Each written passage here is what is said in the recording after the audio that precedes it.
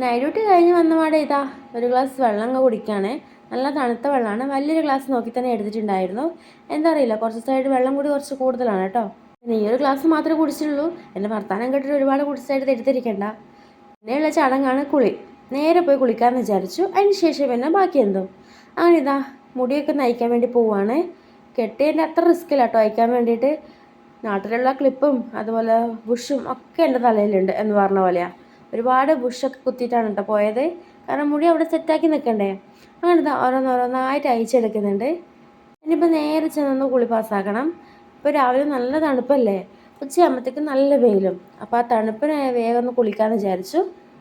Night duty എടുക്കുമ്പോൾ ഏകയുള്ളൊരു ആശ്വാസം ബ്രേക്ക്ഫാസ്റ്റിനെ പറ്റി ചിന്തിക്കണ്ട കേട്ടോ. അത് അമ്മ ഉണ്ടാക്കിക്കോളും. ഞാൻ വരുമ്പോഴത്തേനും ബ്രേക്ക്ഫാസ്റ്റും കാര്യങ്ങളൊക്കെ ആയിട്ടുണ്ടാവും. പിന്നെ ഉച്ചക്കത്തെ കാര്യം വൈകുന്നേരത്തെ കാര്യമൊക്കെ ചിന്തിക്കണ്ടോ. അങ്ങനെ വേഗം പോയി ഒരു കുളിയും പാസ്സാക്കി. എന്താ ഒരു ഫ്രഷ്നെസ്. വേഗം ഇതാ ബ്രേക്ക്ഫാസ്റ്റ് കഴിക്കാൻ വേണ്ടി പോവാണേ. വിശപ്പിൻ്റെ വെളി വന്നു കേട്ടോ. ഏച്ചിയും അമ്മയും എല്ലാം എടുത്തു വെച്ചിട്ടുണ്ടായിരുന്നു.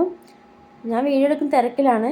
അങ്ങനെ ഇതാ നല്ല ചൂട് ചായയും അതുപോലെ ദോശയും മീൻകറിയായിരുന്നേ, മുളകിട്ട മീൻകറി.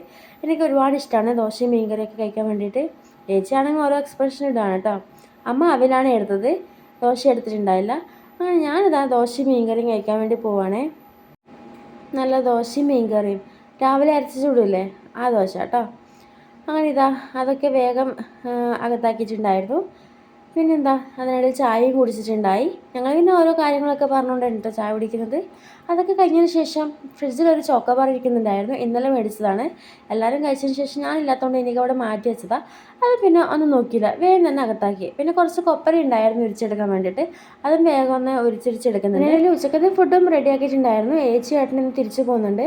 അപ്പോൾ ഉച്ചയ്ക്ക് നല്ല ചൂട് ചോറും മുളകിട്ട മീൻകറിയും മത്തിയാണ് അയല പൊരിച്ചതും കൂട്ടി ചോറുണ്ട്.